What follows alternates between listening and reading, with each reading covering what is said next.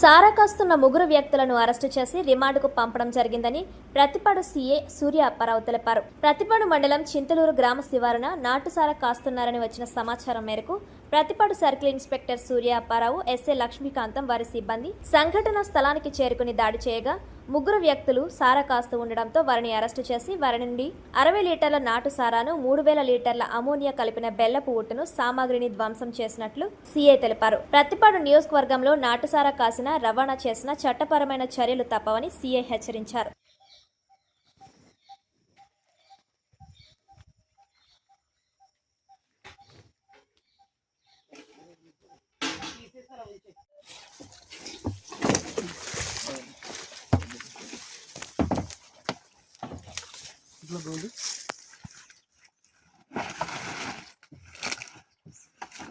ఇట్లా ఇటు డౌన్ ఉందా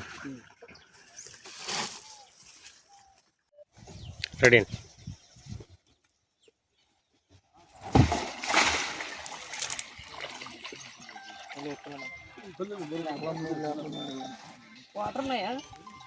ఉంటాయండి.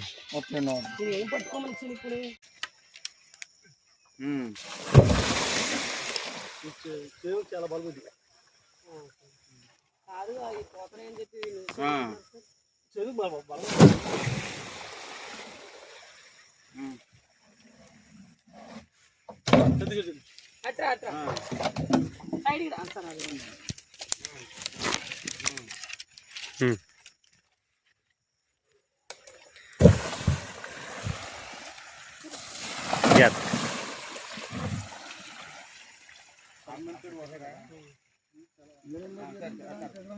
ఇంకా ఎదరొక్కున్నా